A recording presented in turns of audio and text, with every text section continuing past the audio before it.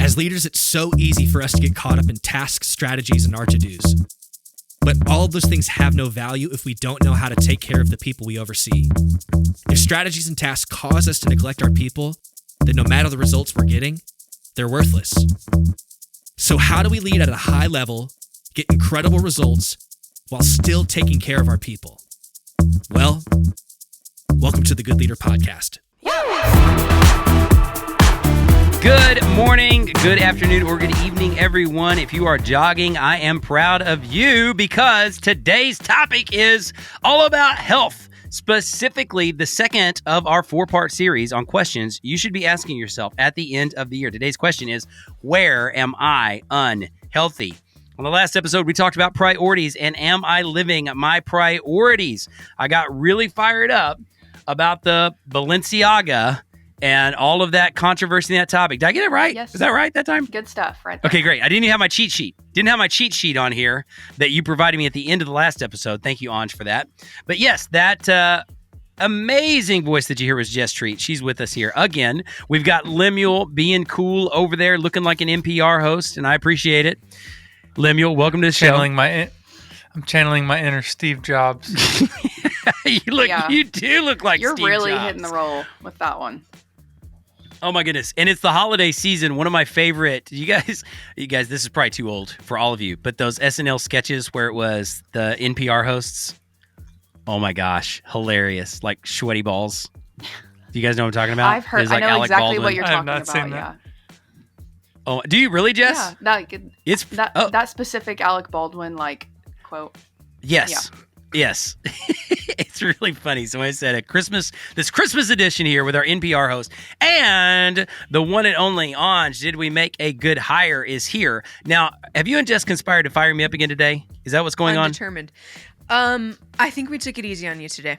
Okay, great. I don't have now. I can't promise I'm not going to fire you up in the middle, but pre-planned, I don't have a lot of firing up. Pre-planned because we are talking about health. It is Christmas season. I want to get a little Christmassy here, and I challenge you all to give the listeners a Christmas song that you enjoy that's a little off the radar. So I don't know. We're gonna see. I'm gonna pick a winner. I'm actually picking a winner, okay? Because I'm gonna throw mine out first, but I don't care. I don't count. We'll pick a winner. We'll listen to these, and we'll all pick a winner, not just me. You know, this isn't a dictatorship most of the time. This isn't a dictatorship. I want to hear, so we'll listen to all these songs in between. We'll play some of them and we'll see what we've got. My nomination is outstanding. So it's so good, it probably should not even count. But did you get a song? And what are your songs? What are your picks? Yes. Anj, what do you got? You got a pick for me? Christmas song off the radar. To be honest with you, if I knew it was going to be a competition, I would have picked something different. Okay, well, okay, But you know I have what? what I That's have. not fair. It's okay, then we don't even have to No, make it a it's fine. contest. I You know have me, what I I have. get competitive. We haven't had a I know you do. competition in a few That's why I would have episodes. picked something different. Okay, great. What do you got? Okay, but mine is... We have to sing it, right? You were really You have to sing it, Anj. LOL. Absolutely not. I quit today, if that's what you're going to make me do. No one wants to hear that. I have the Christmas Waltz by Johnny Swim. I would like everyone to know, I think that Jared was trying to call him Johnny Rockets. I was. It's a duo. Ago. It's a man and a woman, right? Like Johnny, it's Johnny Swim. Johnny Rockets is a restaurant. But that's Johnny right. Swim... I didn't do it. I nailed it. Johnny Swim. I'm counting as a win. The A person. win. I predicted the and artist. The Christmas Waltz. I don't know that you could sing it. I don't know if you've even heard it. And I think I did use Johnny Swim last time because it is my favorite Christmas album ever. I think you did. I think you used this last year. So, all right. Johnny pretty sure I Swim. did. So I'm Swim. steady. Christmas Consistent. Waltz. I love it. Jess. You know, you are just your Christmas cheer. You are just your little Grinch heart has just grown 3 sizes already this Christmas season. So, Yeah. do you have a Christmas song for us? Yeah, I mean, I would say the best Christmas album of all time is Under the Mistletoe Whoa, okay. by Justin Bieber. Oh gosh, I was gonna say that one. So, That was what I thought you were gonna say. Are you picking Under the Mistletoe as your song? it's just called Mistletoe. Or Mistletoe? It's just called Yes. Mistletoe. It's just called Mistletoe. See, is it off the radar if I know it? I know that song. I think it's off the That's- radar. that's- I think it's off the radar if it's an original and it's not a remake of a classic Christmas song. Because Right, that's why I like this Christmas Waltz one. right, I would say Or I would Okay, say all it's right. original. Hey, you know, Mistletoe's a great Christmas song. Under Way to go, Bieber. It's a great Christmas song. It's on my list. It's on my Mer Christmas Jam playlist right now. He So knows what he's doing. I love that. Yeah, I need to listen to that one. it's good. It's a good song. It really is. It's a great Christmas song. Lemuel, give me a Christmas song that I need to add to my playlist. You know, I'm sitting here scrubbing through the Christmas because I'll be honest, I like Christmas music, but I just tend to put on the classics. But I will say, Who tends to put on the classics? you know the song "We Three Kings." Oh, are you going to use the Yeah. Bare Naked Ladies version? We Three Kings. We did that one year. I had my little guitar at church, and someone was on the cajon. I kind of like that. It's kind of old school, a little folky.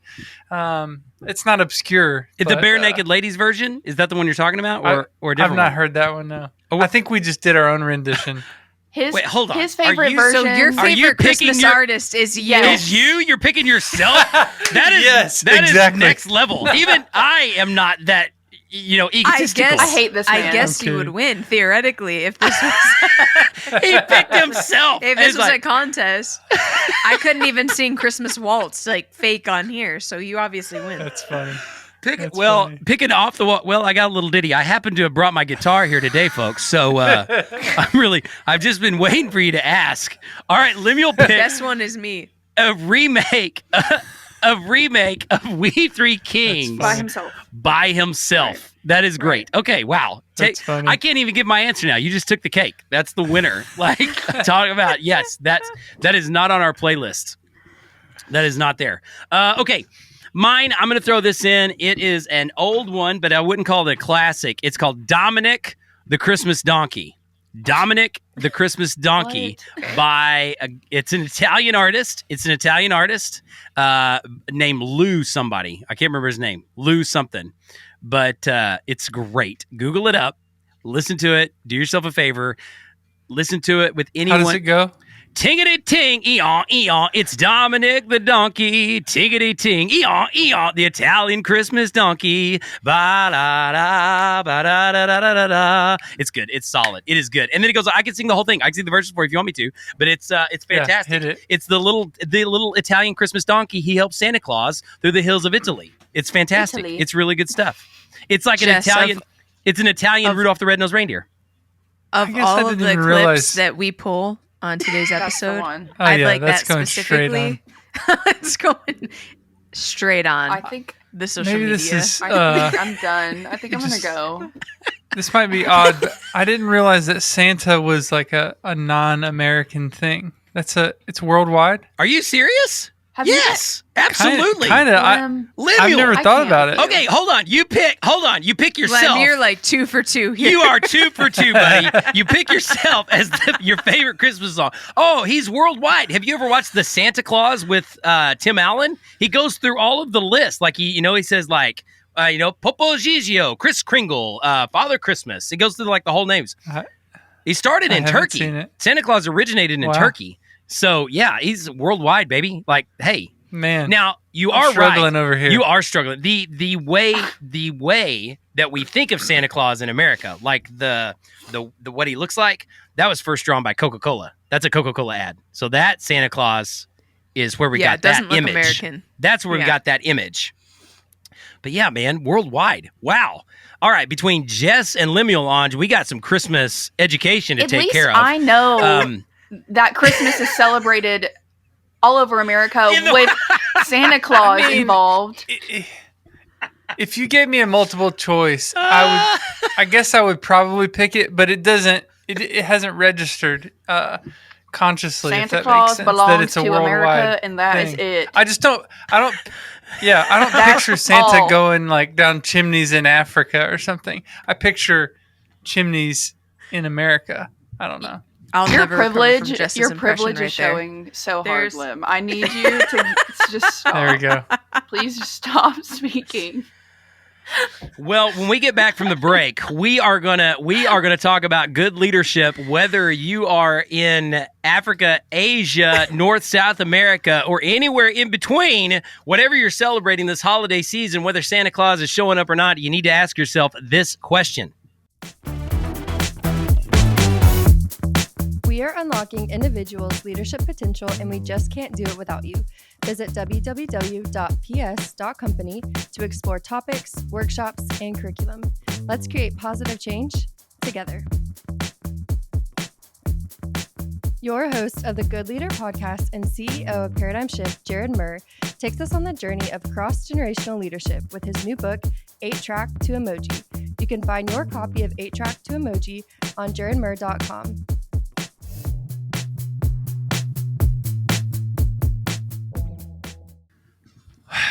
Well, kumbaya, everybody, Yeah. because on the break, we had to break down further that Lemuel really was confused about the origins of Santa Claus and that he is celebrated worldwide. We did determine that even though he's celebrated worldwide, he is indeed American. Santa is an American who travels around the world America. giving to, America. So, while we are struggling here politically, our American Santa is doing great. He is hanging out with white Jesus right now, doing all that they can for the world. So thank you to those two men of Christmas as we continue our celebration Wow. about You really got me with the white Jesus. Are you healthy? So we all know that Clearly, we are not. we are not. We are off the rails. We are completely off the rails.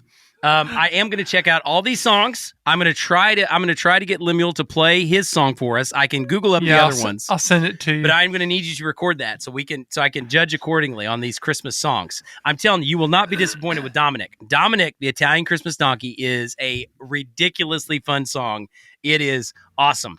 But here to wrap up this year, you're having fun. Hopefully you're having fun. Truth be told, man, lighten up and have some fun.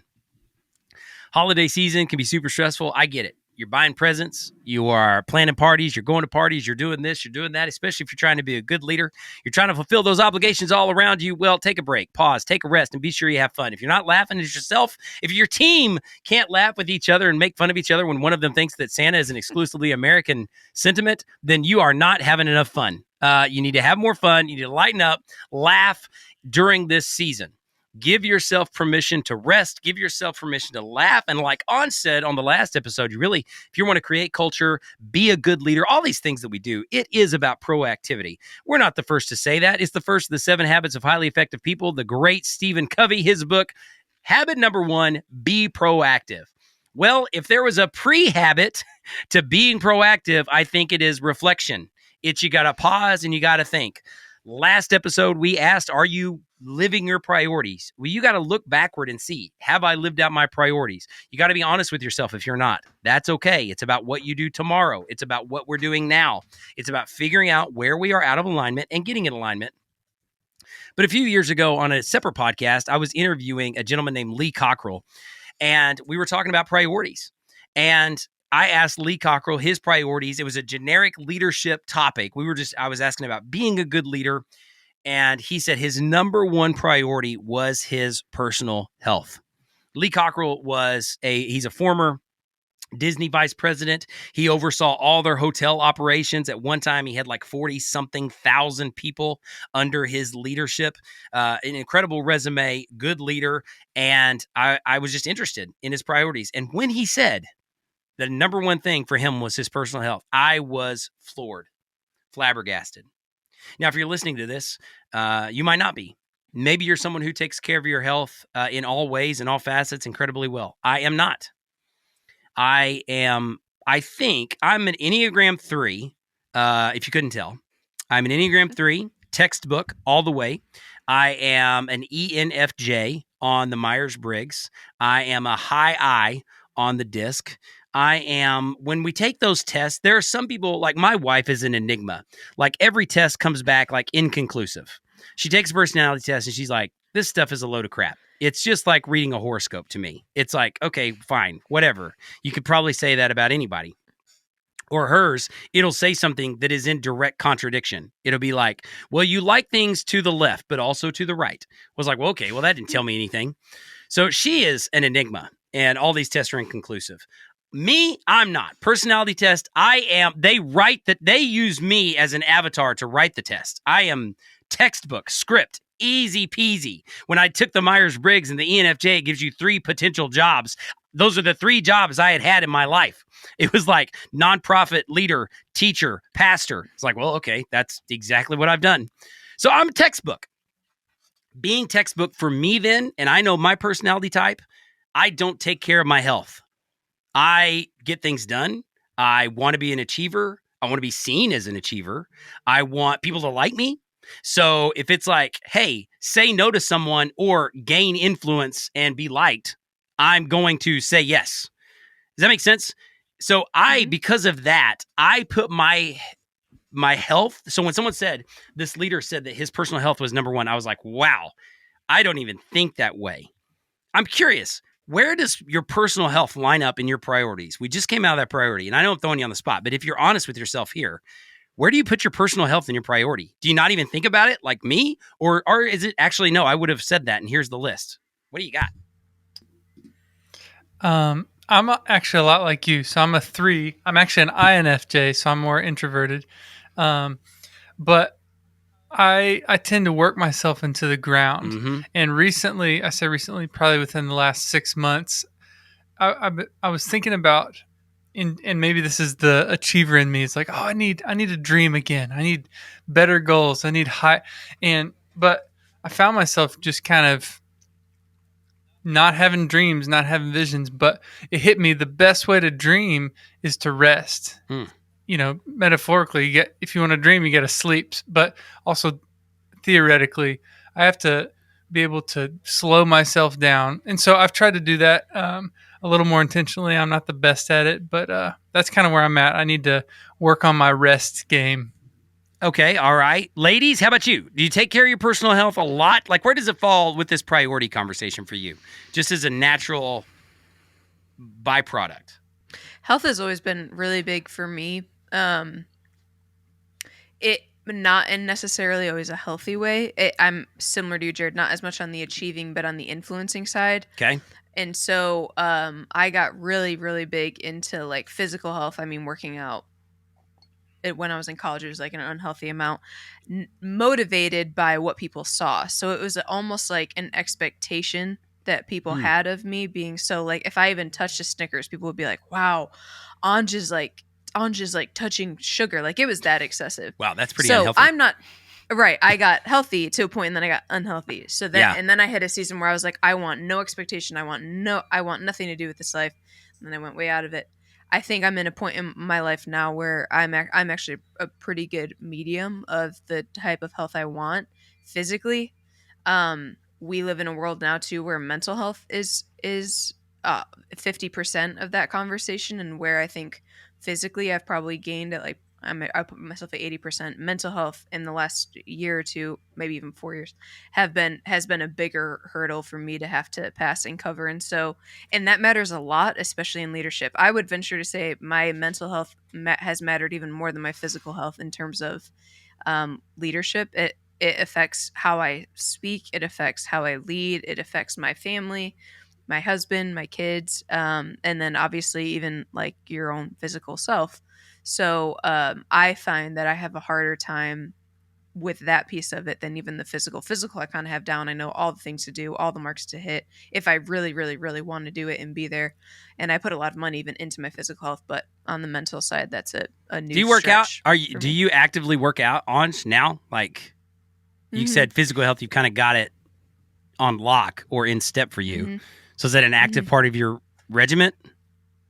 Yeah, but it does go a little season to season. Like I find when I travel more, it's a little harder for me to work out and stay in it. But if I have myself grounded and not doing the travel and committing to the things and all this stuff, then yeah, I have a specific workout regimen I do, at least right now in my time. I'm actually about to start bar classes because I won them for free, which no one else cared about around me. But I was super pumped about. So unlimited bar What is classes. You probably don't know what that is, but it is very hard. It sounds like it's easy, but it's hard. It's like a form of I don't want to say ballet. Wow, how do I explain this? Wow. It's not. Yeah, like I a knew as soon bar, as I like said you're it. like a stretch bar, like a bar to stretch on, like those kind of bars. So it's like Yeah. like little small movements, but it's like toning. Like when I worked out before, really into weights and cardio and all the things. And so for me, I was like, that's like for babies. Like they're just like moving their arm up and down like this. Like this is so stupid. And then I went to a class with my friends who was really big into it. And like 10 minutes in, I was like, I like cannot hold my legs up anymore. Like this is so hard. And so it's a different kind of toning, which I'm always trying to look for something different, or I get kind of bored doing what I'm doing. So I start those in January, which I'm excited about. But right now I'm just kind of doing the same mundane maybe regiment that I am. We need to do like a paradigm shift, like CrossFit session or something. Yeah, except Dino would literally murder Yeah. all of us. I do it. It's Like- called Tuesday Basketball. Show up. Let's go. Oh yeah, there we Bring go. it on. Yeah, Well, big into basketball. you bring up a great point there, Lemuel. I love that you brought that up because I want to challenge that thinking because I'm not going to do that. I'm not going to do that. I don't want to do that. I do not want to do CrossFit, period. I really don't want to do CrossFit with you and Anj and Jess. Right. I just don't. I You know what I'm saying? don't. I really don't. I Like don't that is either. not I would do encouraging. it. Sign us up, Lem. Great. So Hey, I would love it. We could compete. We could throw some weights around. Jump, you know. hey, more power to anybody who wants to do it. More power to anybody who wants to do it. That is my first. Okay, so now this talking, Jess. I know I didn't ask you about your health. Don't worry, I'm coming back to you and your regiment. Would you like to tell us No. how healthy are you, Jess? She You doesn't feeling even good? want to. No You say worries. nope, pass. Okay, Jess is cool. Here's the thing. I'm just gonna throw out a bunch of sub questions because to me this is an area as much as any other that I would say whatever advice people give you, almost throw it away immediately. Almost like you got to take every piece of like personal health advice with, to me, not a grain of salt, but a whole salt shaker. And this above all, to thy known self be true. Like do what is going to work for you. Like that, like Lemuel, you just said it. I would love that. You want to, honestly, go for it. Like that is a great thing. That is a wonderful thing. And if you got enough people around you that want to do it and that's motivating, to me, the only working out physically that I'm doing right now is I do love to play basketball. I play basketball. That's it. Now, I'm averaging about once a week. I need to play more. But I think that so many people, when we talk about health, and let's talk about 3 big areas: mental, emotional, physical. If we're just talking about those big areas, whenever we talk about health, people try these things that other people are doing, and it may or may not work. But I guess at the Good Leader podcast, do what works for you. So I've got a few broader thoughts for us. Instead of saying like, okay, it's the end of the year, do this. The question of the day is, in what areas am I unhealthy? That's really it. Mm-hmm. And you look at your life, and if you go, I feel pretty good. Like right now, honestly, my mental health, I feel like is super, super in check. I feel really good about it. My emotional health in a couple of specific areas, I need some work. So I'm going to follow up. I'm just going to sit like open book today. I didn't want to put anybody else on the spot other than to just ask what I just asked. Physical health is the one where I'm like, boy, that is where I am like taking care of myself the least. As I just opened up and said, I put that to the bottom of the barrel almost every single time. But in the past, I have fallen prey to like this, okay, I'm going to work out this much, and I'm going to do this class, and I'm going to do this thing, and I'm going to get, at the beginning of the year, I'm going to set a New Year's resolution, and I'm going to run, and I'm going to do this, and it always, always, always fails. What works for me is playing pickup basketball. That is about the only thing. So what I need to do, so I've got a few follow-up questions for us, and this goes to me for any of these areas: mental, emotional, and once again, with all of these, especially when we talk about mental health, I am not a doctor. I'm not a counselor. I am not a psychologist. This is by no means professional advice, which is why I prefaced with take a whole salt shaker with everything. If somebody tells you, even with mental health, you know what you need to do. No, stop right there. You don't know what I need to do. You don't know what I need to do. If you know what you need to do, you know what you need to try. They do not know. They do not know. They can make a friendly recommendation. They might tell you, you know what, this worked for me. You might want to check it out. That's a wonderful thing. Yes, explore. Give yourself permission to explore and give yourself permission to fail. When it comes to health, I would say assume failure first and then try again. I'm going to work out and then I'm going to fail. I'm going to go to a therapist. I'm not going to like that therapist. I'm going to fail. The first time I go to therapy, it's going to be a failure. And then I'm going to try again. I'm good. I know, you know what I'm saying? It's almost like approach your health like learning to play an instrument. We don't pick up a guitar and go, well, I'm not Jimi Hendrix. I guess I'm out. No, assume failure first. I think when it comes to our health, we often assume success immediately. When we say, are you in what areas are you unhealthy? So you say, you know what, I'm going to work out. And then we assume success immediately, and we almost always experience failure immediately. I'm experiencing this in my emotional health. I'm going through some emotions right now, some reconciliation with some people, and I assumed success. I was like, all right, I'm doing the hard thing. I'm going to have this conversation. I'm going to bring up this stuff. And guess what happened? Guess what happened, Jess? Absolute failure. Absolute. The conversation went as horrible as I could have possibly not even predicted. It went way worse than I could have possibly predicted. Awful. I was like, wow, we are worse off than when we started. Like this is not good at all. So when it comes to this, I think my first piece of advice, once again, take it with a big old salt shaker, but I would say assume failure first. If you want to get healthier in any way, assume failure first. I want to work out more. I'm going to fail, and then I'm going to have to try again. I want to, talk to a therapist or I want to meditate. I want to rest. We're not even good at resting, Lemuel. We're terrible at it. You know what I'm saying? The first time you really start to pause, you're going to go, well, it's been 30 minutes and I actually got distracted for 28 of it. Yep, that's the way it goes. Lemuel, coming to you. What were you going to say? Well, I liked the train of thought you're on because it makes me think of the whole quote that's like, trust the process, enjoy the process. What do they say? If the person who enjoys walking is going to walk further than the person who just wants to get to the destination. And believe it or not, I kind of do take the approach that you're talking with my physical health is from season to season, I'll get bored. So I'll start running because I just need to clear my head. And this season is a running season. Well, the next is going to be a lifting season and it's going to be a basketball season. And I have found a lot of success in that because I want to do the things that I enjoy, not just to have the GQ bod, but it's because I need that and I want to do that. Yeah. It's so good because this is an area where truly it's like success is forward motion. Are you trying? But let's take a step back. The question that I want us to pause and reflect in this season is, in what areas am I unhealthy? Once again, looking in the mirror and being honest with ourselves. I think all of us, and the reason that I've phrased it like this, in what areas am I unhealthy? There are imaginary lines all over the place. All of us could get healthier in every respect. None of us have arrived. None of us have achieved this level of true self-actualization where we can't get, no, we can all get better. On this podcast, we ask ourselves, we so often talk about improvement and getting better, setting goals, looking forward, being our best. I actually, for myself at least, during this season, I'm actually asking myself not in what ways not where can I be healthier, but in what ways am I unhealthy? Like, in other words, where are the lines that I've passed that I'm like, I don't like where I am here. Instead of just saying okay, let's set a goal to get better.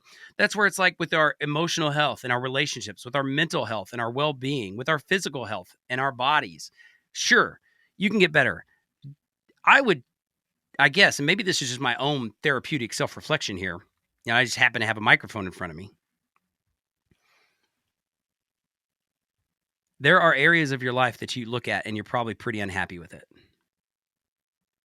Those are the ones that, for me, in this moment, you can't fix everything. But it's worth pausing and actually doing something about it. I don't mean fixing it overnight. I don't mean, and this is not my typical Good Leader podcast, set a goal, be better, change culture. Some of this, when we're talking about emotional health, mental health, and this is where I even talk with reservation, because I am not a professional, and these are deep waters for many of you out there. Like I just shared, I'm dealing with some personal relationships, people very close to me, that it's emotionally unhealthy right now. Like, this is emotionally unhealthy, and I'm having to wrestle with it. I'm having to figure out what to do with this. I've never traveled down this road before. I'm having conversations that I've never had before. They're not going well. It's failing. But I'm honest with myself. I'm hopefully being honest with myself and saying passivity is almost never the option. Ignoring something is almost never the right solution. So pause and ask ourselves, like, okay, in what areas am I unhealthy? And what do I need to do about this? Anj. I think, as I mentioned before, I had been on a couple year long journey of specifically the mental health, also affected physical health, all the things, right? But it got to a point somewhere in this year where it was much more excessive. And I think you reach a place, and I think I would speak to a lot here that don't know the word to use, but you reach a place where you've tried so many times, it just feels hopeless. Like, I'm just not going to be the person who can be emotionally sound. I'm just not, I'm not going to be someone who's never going to have anxiety. Apparently, like, this is just, it's for me. There's nothing I can do about it. There's nothing I can do to fix it. I think at some point you probably have felt that for a long time, but you also reach this bottom. You reach the, I don't know, breaking point of feeling like that. Like, okay, well, I have tried this relationship, as you're saying, so many times, and it just feels hopeless. I think when you reach the point of hopelessness, there's even more hope for opportunity, because even the smallest things make a difference. That's what I found for my life. So it was, even in the last few months, a breaking point of probably the most hopeless I had felt. Something that helped it? What's that? Buying skincare and doing a skincare routine. Okay. Most simple, little. I knew that one was for you. I knew you'd love it. And I had no idea that would help. I would, truly, I was talking to my hairdresser one day. I was like, man, it actually came out of a more of a hopeless whatever. Oh, I've tried skincare stuff. I hate washing my face at night, blah, blah, blah. That stupid little skincare routine I bought was, number one thing I could predict in my whole life. One thing that could be the most calming that I don't know. What would you say? Is just 20 minutes, 30 minutes? It's so therapeutic that I could predict. It was in a world where I have no prediction, we would say the ability to be adaptable is very high on my strengths. That's great. But I truly have no prediction day to day. This one simple thing is the small thing that gives me hope. There's also, just speaking candidly here, like medicine and little things that also needed to be a part of that. But I remember just texting my friend last night and saying, I think to myself at least 3 times a day, I can't wait to wash my face tonight and play Phase 10. That's it. Those are 2 things I do. And she said, I think you're saying you can't wait to find comfort in your one routine you have. I said, yeah, that's the deeper part of it, but I was just trying to be funny. Yeah. So, and it was both. It was funny and true, because it's funny that it was true is really what it was. The question that I found myself asking as I was trying to get out of that hopeless kind of mindset is, what is okay and what's not okay, right? So I think it's actually okay. If I want to play Phase 10 every night and it is that comfort thing for me, okay, that is okay. Spending 16 hours on my phone, okay, Andrea, that's a red flag for you. That's probably not okay. I think as the further along I got, and I think it was my therapist who said, what brings you comfort? And then she mentioned, is it a show? And I was like, I didn't know a TV show could bring me comfort. Is that okay? She was like, I think it's okay. Yeah, does it bring you hope? Does it bring you comfort? Are you watching every single day, all day long? Maybe that's a red flag. So what's okay and what's not okay? Even in terms of our mental health, our emotional health. Okay, it's okay for me to reach out to this person in this season when I know I'm at my best, and that is okay. It is not okay for me to call them out of the blue with no prediction, no boundary, no support around me, and try and fix something in that moment. That is not okay. So for me, as we're speaking, what's healthy, what's not healthy, I just think a really helpful way to parse that out is in small little baby steps. This helps it. This does not help it. This is okay, or this is not okay. It's too much or too little. Can I point out maybe a tension that I'm seeing in our conversation? It seems like there's a couple ways to deal with health. There's the self. I'd say what you just described, Anja's kind of self-care, and that's important. Mm-hmm. But then, Jared, what you described is having those hard conversations.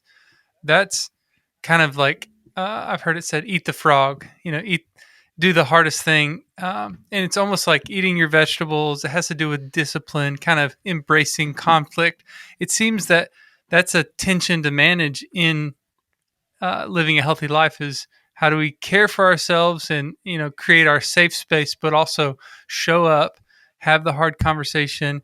I've heard some leadership talks about, someone who wants to work out, just driving to the gym, is almost embracing the conflict or eating the frog. But would y'all agree that it's kind of a balance of those two things in approaching health? Yeah, you know what I've found too, as you were just saying that. I don't mind confrontation. I feel like everyone on this call could say that. I know that. I don't actually like it, like people think I do, but I don't avoid it. Well, the less healthy I got on the one side you're saying, as you would maybe call it self-care, which I couldn't even get myself to until doing some even deeper things to help get myself there. I found that the less I was doing whatever I needed to do in that personal area of my life, the less confrontational I got, the less clear I was getting, the less open I would be, the less vulnerable I would be, maybe the lesser of a leader I would become. I would say things I didn't like as much or do things I didn't like as much.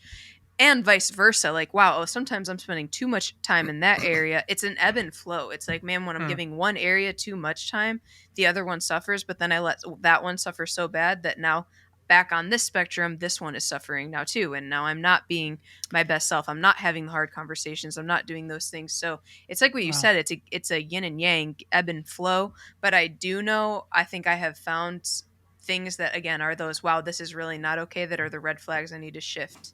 And I don't think we can be balanced in life. I remember someone saying that to me, like from my really early days of being a leader, like you are never going to be balanced. Correct. If you even are to a point where, man, my family's good, work is good, I feel like an awesome leader, I have finances great, I want to meet you. If that is where you're at, I want to learn your trick. But it's not, it's all a rhythm. And I think that was one of the most freeing things I ever heard. Like, there are rhythms where work needs me right now. Like, work needs me the most right now, and they're getting this much of my time. But there's also going to be a rhythm where that's going to shift. I think this is actually something Jared does really good too. So it's going to shift. Hey, I've given a lot of my time here, but my family needs my time now. I'm changing those rhythms. I'm changing those seasons. It's not a busy season for me anymore. They're going to get the better sides of me. But I would be lying to say my family's going to get the best side of me all the time. It's just not possible, I don't think. So I don't know if I answered your question, but yeah, as you're talking, I had the picture of a river. Like, we've got to have input and we got to have outflow. We've got to care for ourselves, and we've also got to do the stuff. With all of this, and I completely agree that work-life balance is a myth. There's no such thing as absolute balance. It is about, I like the word rhythm. I use the word harmony a lot.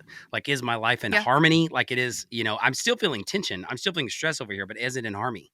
So for me, along that thought, and I like that you use the word red flags. We could even use this question: what are the red flags I'm seeing? Because to me, that's really the heart of what I'm asking in this season. Where am I unhealthy? Where are there red flags? If there are few red flags, there are rarely none. I mean, maybe you've only got yellow flags, which is great. You're probably doing pretty well. But that's where it's like, wow, this is becoming a red flag for me. This is where I'm unhealthy. Because you're probably never going to have it all together.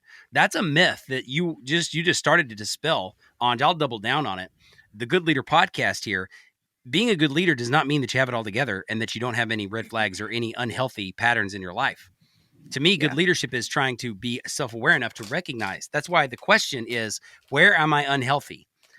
It ebbs and flows. A couple years ago, it might be like, you know what? I'm killing it with my physical health. This is great. I'm working out. I feel good. And then it's like, well, I've kind of let that slip. Well, if you let it slip so much that you're seeing a red flag that you recognize, boy, I need to take care of my physical body.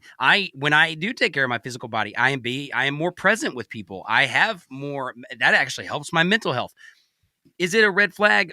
Where am I unhealthy? For me right now, that's what I'm saying. I'm trying to look at some of these red flags. And for me, my red flags are some of these personal relationships. It's like, wow, I don't like where this is. And we need to figure this out. At the end of the day, we might figure out that we are not going to be in each other's lives anymore, but we can't continue to do this. This is emotionally unhealthy for us. We have to address this. We have to deal with this. That's a red flag. I am unhealthy there. For me and my physical, like I said, I mentioned that a couple times, I'm to the point where I'm like, golly, I really should take a bar class. I really need it. This elbow joint needs some stretching. What do I need? Where am I unhealthy? That's the question of the day. It's okay to say I am unhealthy. It is not weakness to say I'm unhealthy in this way, because chances are you're not unhealthy everywhere. but you might have some Yeah. red flags. You got something going on. That's the point of this episode. It is not for us to tell you how to do it because we don't know. It's not us for us to give you some prescription. This is not a prescriptive thing. Yes, we could give you things that have worked for us, things that we've tried, considered, we've failed, we've done well. It works for this, it works for that. But at the end of the day, this entire series, through the holiday season, through Christmas, 4 questions, 4 parts, stemmed from a topic that Lemuel suggested, which is good leaders ask good questions. We just broke that down into multiple episodes because of the truth. Good leaders ask good questions. If you want to be a good leader, you got to ask good questions. And I believe a good question to ask, especially during the season, is in what areas am I unhealthy? Where am I unhealthy? What are the things that are beyond? Like, it doesn't mean things are perfect everywhere else, but it just means that you're looking in the mirror, you're looking around you, and you're saying, boy, I need to do something about this for myself, for my family, for people around me, for my team. I have got to address this issue. Lots and lots of ways to address it. I appreciate everyone's candor on the episode today. Thank you very much. Everyone was really open, really honest about what we got going on because we're sojourners on this path with you. We are not sages from the stage telling you how to live your life, but truly we're trying to be a good leader. And there's not just one way to do that. We all want to be healthier. We all want to get better. I hope that you are resting. Lemuel brought up rest at the very beginning. Hey, do you need to rest? Then take some rest. Do you need to do more? Like me, I don't need rest. I need to work out. That's an area I've got to do. Do I need more or less of this? Do I need rest or do I need work? Do I need restrictions or do I need freedom?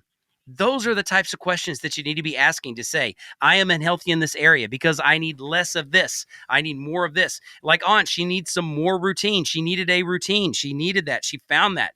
Whatever it is, TV show, phase 10, skincare. Actually, you saying that, there's something I cut out of my life that I think I need to ask. You know what I like, Aunt? This is pure just like, I love when I get my hair cut.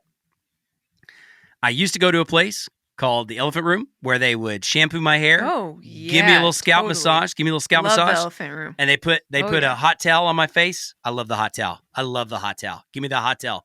You know, I'm big fans of the old show Parks and Rec. Treat yourself.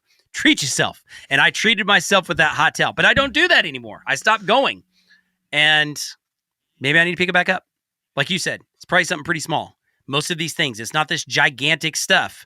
It's these small things in our life that, yes, and even to get to that point, you got to build up to that. Wherever you are on your journey, we want to say, if you are asking yourself these questions, then you're doing the hard work. It's not simple answers, but it's worth doing. So thank you for asking yourself hard questions, helping those around you, helping yourself, and being a good leader.